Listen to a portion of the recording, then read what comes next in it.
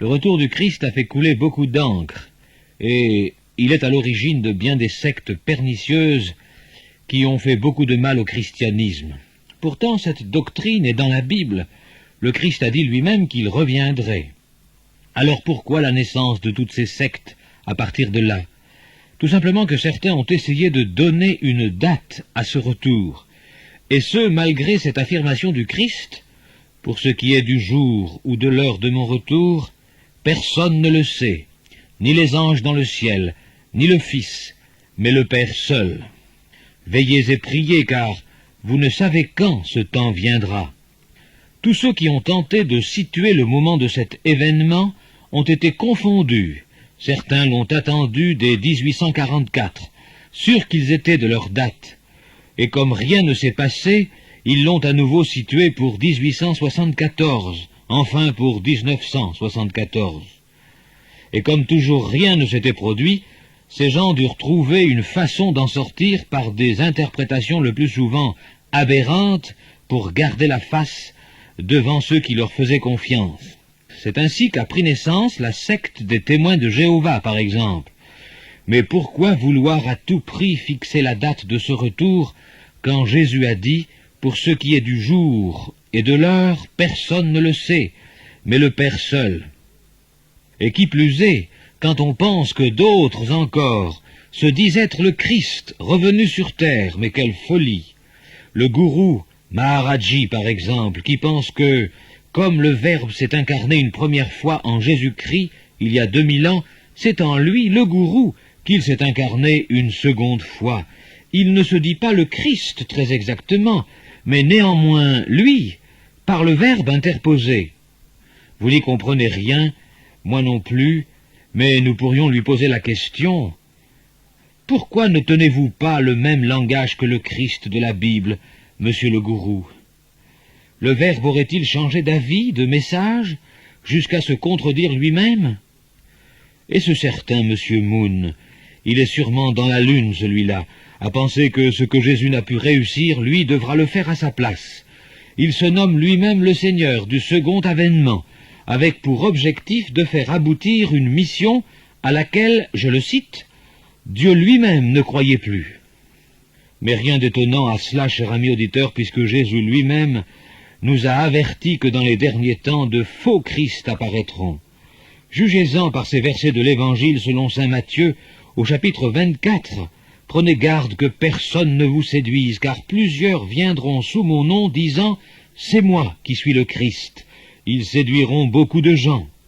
Ces textes d'une grande autorité font partie de tout un chapitre touchant à la fin des temps. Les faux Christ qui prolifèrent en ce moment dans le monde sont un signe des temps, et le Seigneur Jésus a pris soin de nous mettre en garde à cet égard. Nous lui en sommes très reconnaissants.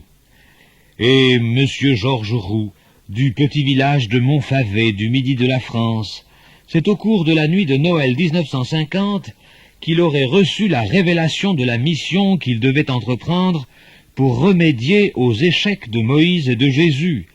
Postier de son métier, ancien guérisseur, il s'est depuis retiré dans une propriété où il reçoit le petit monde de ses adeptes. Voici comment ses disciples le présentent. Je les cite. Dieu lui-même, l'infini, s'est créé une forme humaine. Il s'est directement manifesté à Montfavet, afin de se mettre à la portée de sa créature, tout en lui laissant entière liberté. Celui qu'on nommait M. Georges Roux est en vérité Dieu lui-même. Mais où donc est-il écrit dans la Bible, cher auditeur, qu'à son retour le Christ serait français, coréen ou hindou? Les statistiques donnent aujourd'hui un faux Christ tous les 10 ans. Imaginez.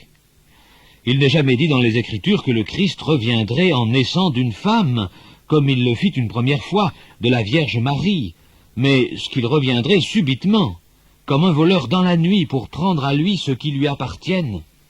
Il est encore précisé au chapitre 4 de la 2e épître aux Thessaloniciens que le Seigneur lui-même, c'est-à-dire en personne, descendra du ciel, et ce, non dans la personne de quelqu'un d'autre.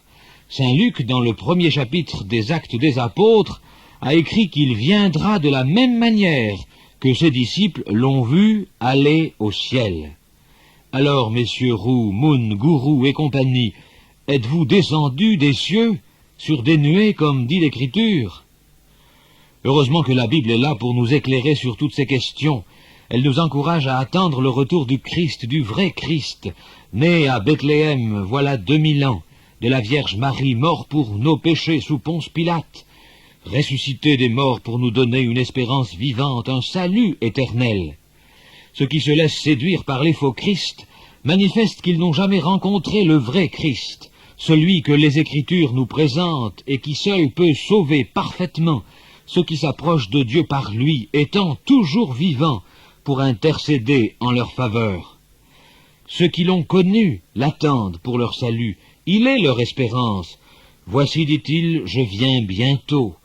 L'avez-vous rencontré personnellement, cher ami auditeur? Est-il dans votre vie, dans votre cœur? A-t-il purifié votre âme de ses péchés? Avez-vous reçu son pardon et la vie éternelle qu'il accorde à quiconque se confie en lui? Alors seulement vous pourrez dire avec Pierre l'apôtre, « Béni soit Dieu le Père de notre Seigneur Jésus-Christ, qui, selon sa grande miséricorde, nous a régénérés pour une espérance vivante, par la résurrection de Jésus-Christ d'entre les morts, pour un héritage qui ne se peut ni corrompre ni souiller, lequel vous est réservé dans les cieux. Oui, il vient bientôt. Attendez-le avec nous, cher ami, en plaçant votre confiance en lui. Votre horizon se dégagera, et vous trouverez dans cette espérance vivante la force de vivre une vie nouvelle pour Christ.